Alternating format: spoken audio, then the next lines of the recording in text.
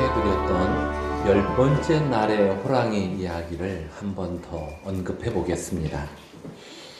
호랑이 한 마리가 숲에서 잡혀와 우리에 갇혔다.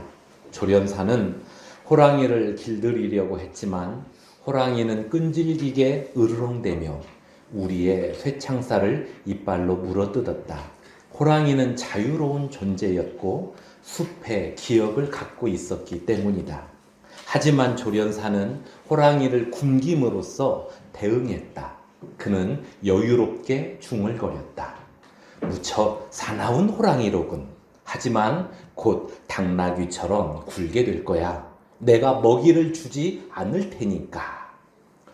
호랑이는 배가 고파졌고 조련사에게 먹을 것을 달라고 했다.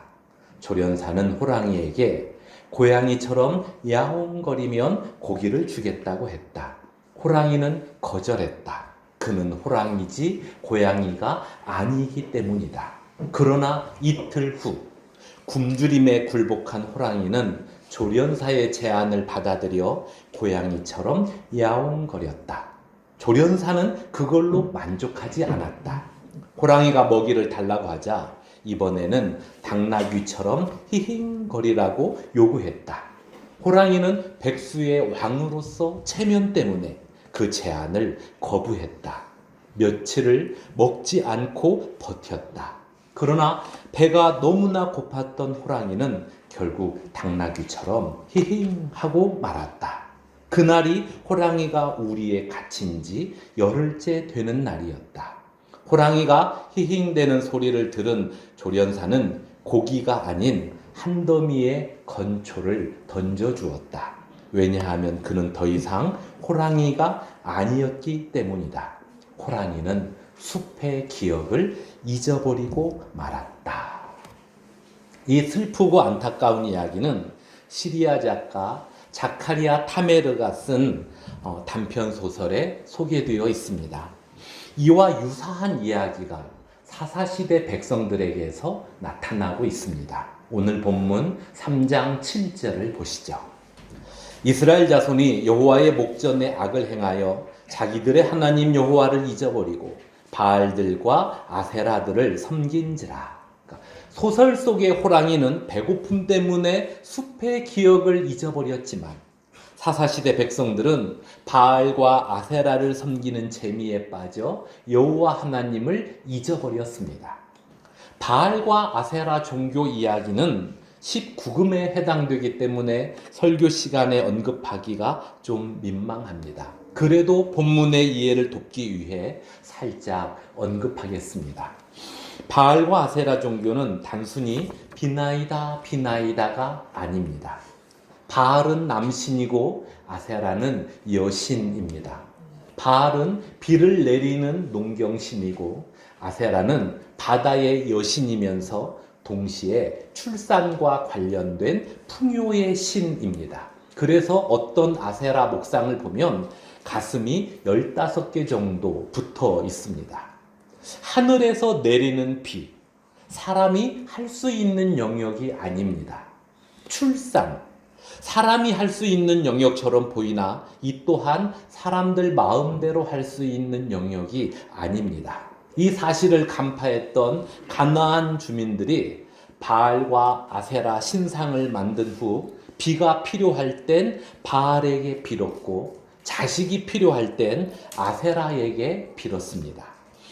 그들이 자신의 필요에 따라 만들어낸 신이기에 진짜 신이 아니지만 그래도 그들은 자기들이 만들어낸 신에게 신의 권위를 부여해 주었습니다. 그리고 정기적으로 모여 바알과 아세라에게 제사를 드리는 종교의식도 치렀습니다. 정기적인 종교의식을 치를 때 바알상과 아세라상을 교합하는 순서가 있었고 그때 그 자리에 모인 남녀들도 뒤엉켜 성행위를 했습니다. 즉 가나안 민족의 종교의식은 거룩한 종교행위가 아니라 음탕하고 난잡한 모임입니다.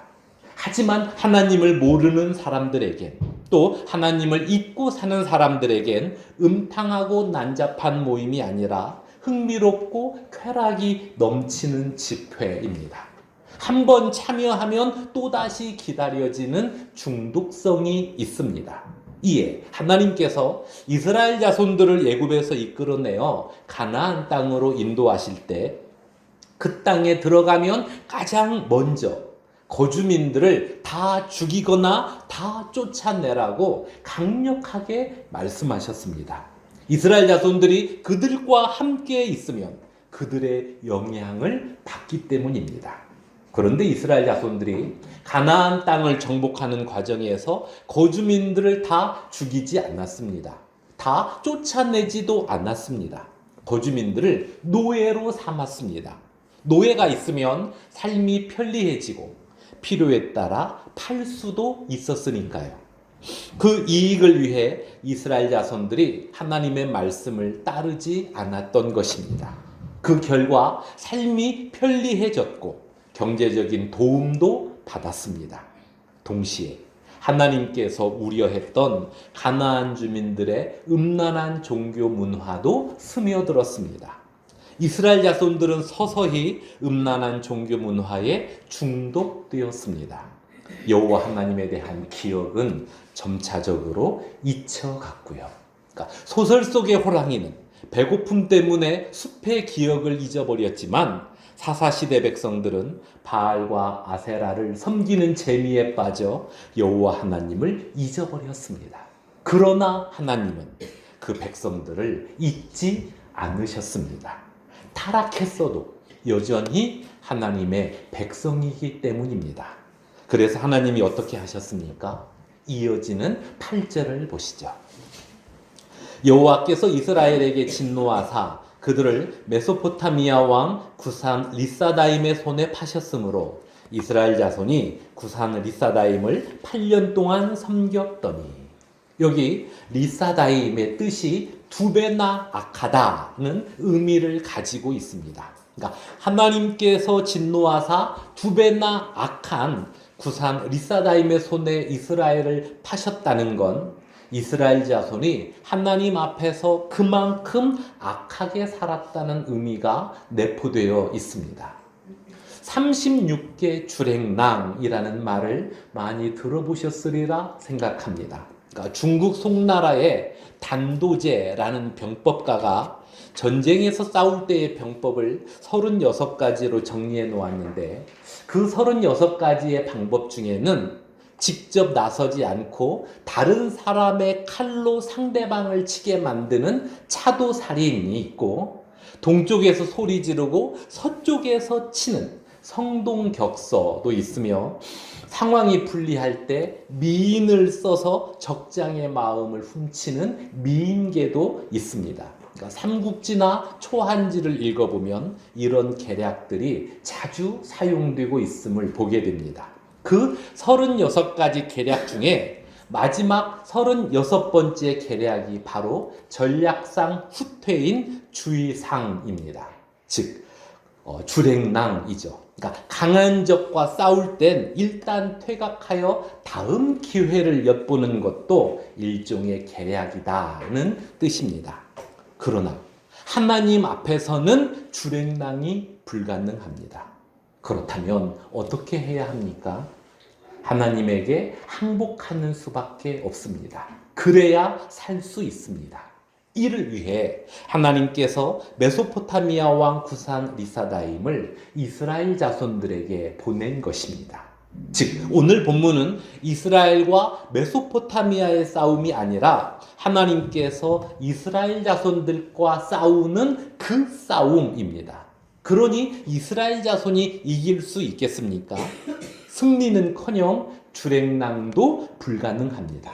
그러므로 하나님과 반대편에 서 있으면 안 됩니다. 하지만 이스라엘 자손들은 자신들이 하나님과 싸우는 줄 모릅니다. 메소포타미아 왕이 침략했다고만 여깁니다. 하나님에 대한 기억을 잊어버렸기 때문입니다. 날마다 말씀과 기도로 나아가는 성도는 뜻하지 않는 어려움이 찾아왔을 때 하나님에게 나아가 간구하지만, 하나님에 대한 기억을 잊어버린 성도는 하나님께로 돌이키라는 그 음성을 들어도 이 음성이 자신을 향한 음성인지조차도 분별하지 못합니다. 사사시대 백성들은 후자에 속했습니다. 그러나 하나님은 그들을 포기하지 않았습니다. 경제적 이익과 음란한 문화에 중독되어 하나님을 잊어버린 그 백성들을 포기하지 않았습니다. 메소포타미아 왕을 앞세워 이스라엘 자손들을 괴롭게 하셨습니다. 하나님께로 돌이키라는 사인입니다. 8절 마지막 부분에 8년 동안 섬겼더니에서 섬겼더니는 압제를 당했다는 의미입니다. 마치 우리나라 백성들이 일제강점기에 나라도 언어도 물질도 다 빼앗긴 채 살았던 것처럼 이스라엘 자손들도 압제를 당했습니다. 그러니까 이 부분에서 짚고 넘어가야 할 내용이 무엇이냐면 여기 8년은 확정된 형이 아닙니다. 피고 이스라엘은 하나님을 잊고 가나안의 우상을 섬겼으므로 8년 압제형에 처한다. 쾅쾅쾅. 이 상황이 아닙니다. 이스라엘 자손들이 언제라도 자신들의 죄를 깨닫고 하나님께로 돌이키면 8년이 아닌 8개월, 아니 8주 안에 해결될 수 있는 상황입니다. 그런데도 이스라엘 자손들이 8년 동안 압제를 받았다는 건 그들이 8년 동안 버텼다는 이야기입니다.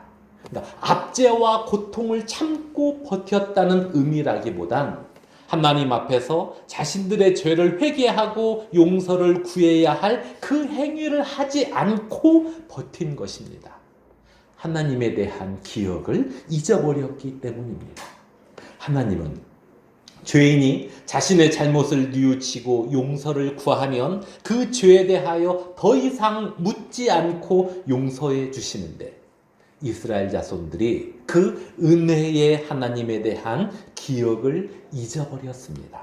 그로 인해 하나님께 나아가 자신들의 죄를 회개하고 용서를 구해야 할 그 행위를 하지 않고 버틴 것입니다.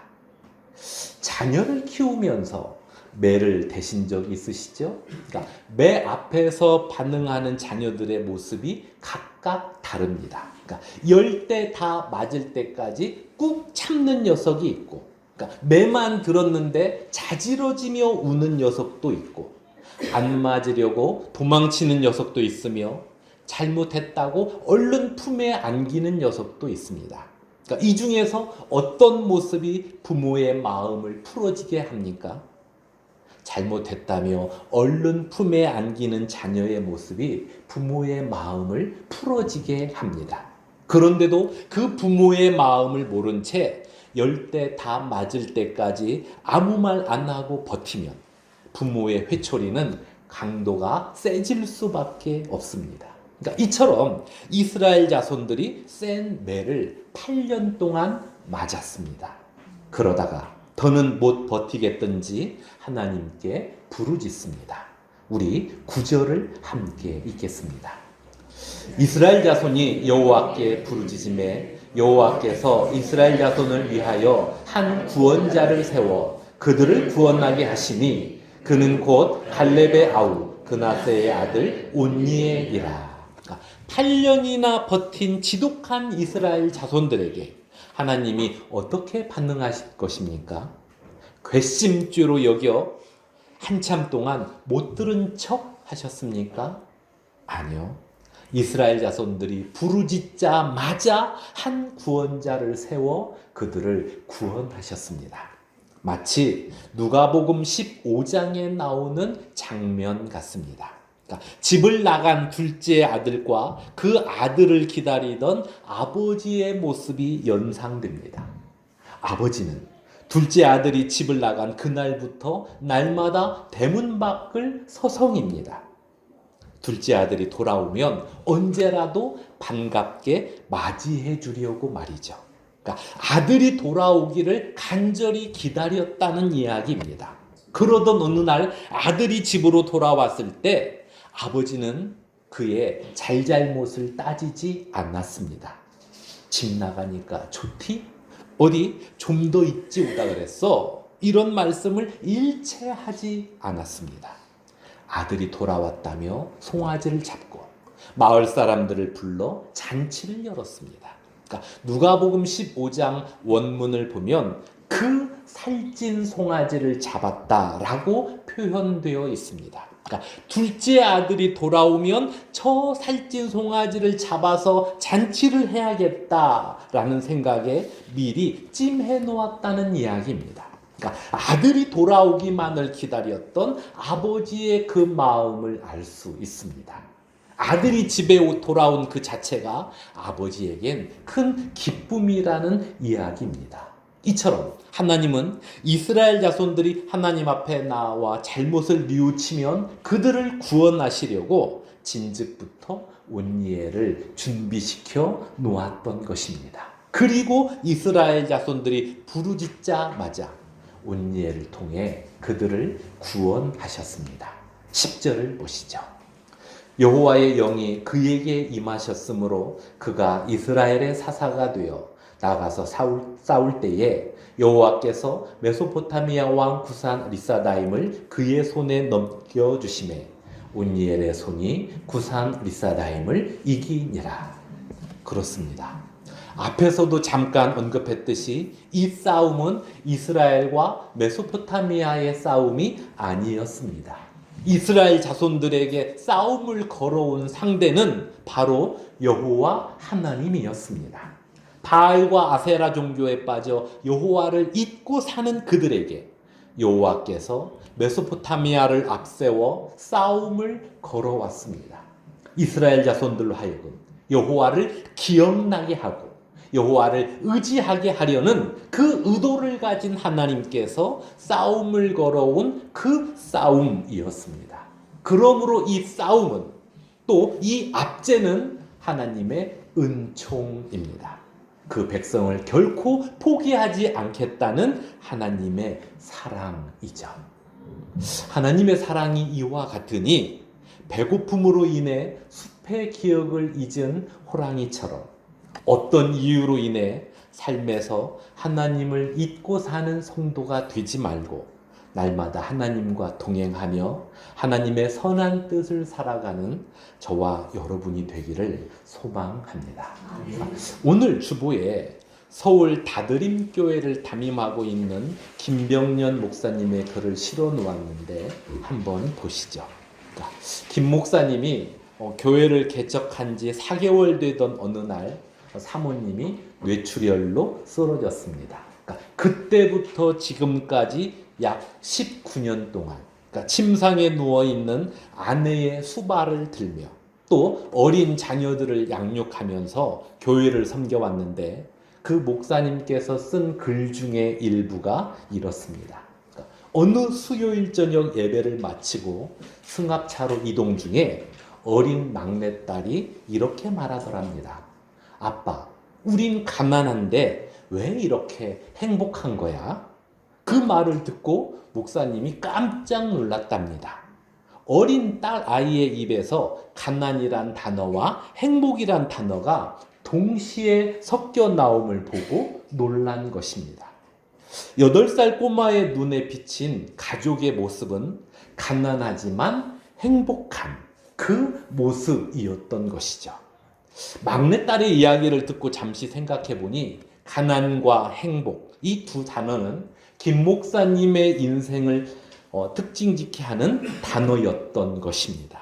그러니까 뇌출혈로 쓰러진 아내로 인해 경제적인 어려움이 찾아왔고 남편으로서 누려야 할 많은 것을 잃었으며 아이들은 성장하면서 필요한 어머니의 사랑도 못 받았으니 김 목사님 가정은 가난한 가정이 분명했습니다. 어쩌면 다른 사람들이 볼 때 김 목사님 가정은 불행해 보였을 것입니다.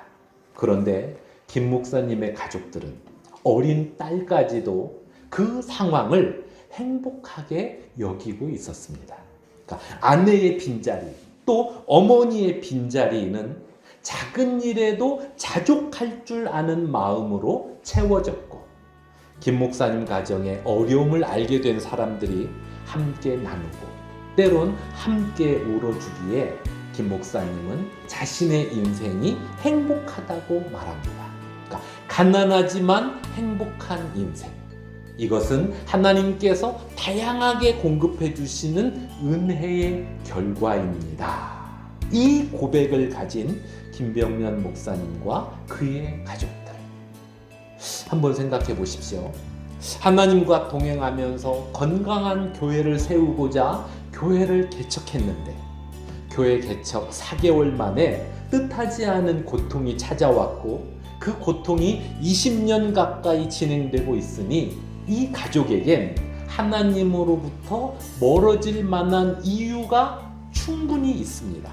그럼에도 불구하고 그 가족은 아내의 빈자리 또 어머니의 빈자리라는 이유를 대며 숲의 기억을 잊은 호랑이처럼 살지 않았습니다. 오히려 가난하지만 행복한 인생. 이것은 하나님께서 다양하게 공급해 주시는 은혜의 결과입니다. 이 고백을 따라 하나님의 백성답게 살아가고 있는 중입니다. 우리들에게도 어떤 이유는 찾아옵니다. 지금 당장 처한 일로 인해 잠시 하나님으로부터 멀어질 수밖에 없다고 말하고 싶은 어떤 이유가 찾아오기도 하고 교회 생활 잘하고 있는 나에게 이 큰 시련을 주셨으니 하나님으로부터 나는 멀어져도 된다고 말하고 싶은 어떤 이유가 찾아올 수도 있습니다. 그러나 그때 그 어떤 이유로 인해 삶에서 하나님을 잊고 사는 성도가 되지 않길 바랍니다. 어떤 이유로 인해 하나님으로부터 멀어지기보다는 그 어떤 이유 때문에 더욱더 하나님을 의지하면서 하나님과 가까워지는 저와 여러분들이 되기를 바라고 이 신앙을 가진 우리들에게 하나님의 은총과 평강이 충만하길 주님의 이름으로 축원합니다. 기도하겠습니다. 하나님 아버지, 요즘 우리가 하나님을 잊은 모습으로 일상을 살아가고 있었습니까? 그렇다면 용서하여 주옵소서. 이 시간 이후로 일상에서 항상 하나님을 기억하며 하나님께 감사하며 하나님을 의지하길 원하오니 우리에게 믿음을 더하여 주옵소서. 예수님의 이름으로 기도드리옵나이다.